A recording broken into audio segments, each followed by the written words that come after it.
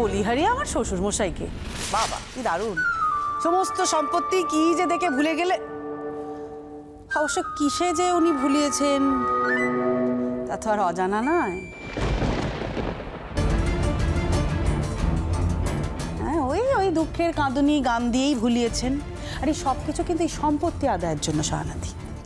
তার মানে হিসেব মতো আর আইনগতভাবে সম্পত্তিখানাগুলো গিয়ে আমার, সে কথাখানা অস্বীকার করতে পারিস নি। হ্যাঁ, তাহলে আমার অপছন্দের লোকজনকে আমি কেন ঘরে থাকতে দেবো? তোদেরকে যেই দয়া করে থাকতে দিয়েছি কেন জানি, যে ছেলে মেয়েগুলোর জন্য। হ্যাঁ,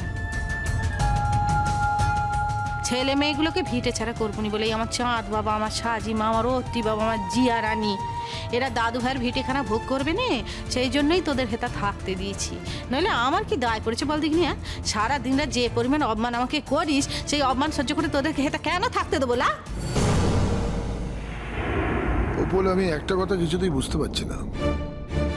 তোমার যদি আমাকে কিছু বলার থাকতো তুমি আমাকে আলাদা ডেকে বললে না কেন? তুমি তো জানোই বাড়িতে প্রত্যেকটা মানুষের কোনো না কোনো বক্তব্য থাকে, আসল কথাটাই শোনা হয় না। না, প্রথম কথার উত্তর আমি পেয়ে গেছি। মামনি থাকতে এই বাড়িতে সায়নী আর ঢুকতে পারবে না। আর তাছাড়া অন্যরা যদি কেউ মদত দিয়ে সায়নীকে এই বাড়িতে আবার ঢোকাতে চায় তাহলে মামনি ছেড়ে দেবে না, প্রথম কথা। দ্বিতীয় কথা, আমরা অনেকেই মামনির সাথে থাকবো। দ্বিতীয় কথা, মামনির এই লড়াইয়ে আমরা অনেকেই মামনির সাথে থাকবো। আচ্ছা, এই প্রশ্নটা কি করে উঠছে সেটাই তো বুঝতে পারছি না। এই বাড়িতে এরকম অনেক প্রশ্ন উঠে উঠছে, তুই জানিস না?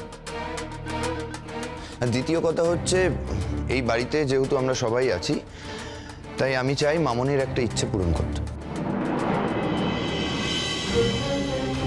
মামনির ইচ্ছে পূরণ করবে সেই নিয়ে আমার সাথে কি কথা হতে পারে তোমার? দুঃখের বিষয় হচ্ছে বাবা, মামনি আসলে এখনো তোমায় অভিভাবক ভাবে, এই বাড়ির কর্তা ভাবে, তাই সমস্ত কিছুতে তোমার পারমিশনটা খুব ইম্পর্টেন্ট হয়েছে। আমি বুঝতে পারছি না পুপুল, এই কথাগুলো কি মামনি তোমাকে বুঝিয়ে দিয়েছে বা শিখিয়ে দিয়েছে? না, তা কেন শিখিয়ে দেবে?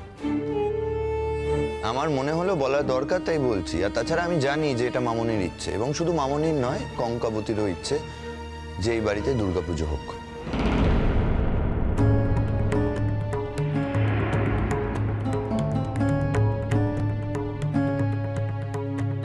কাকনের ইচ্ছে রাখার দায় আমার নেই।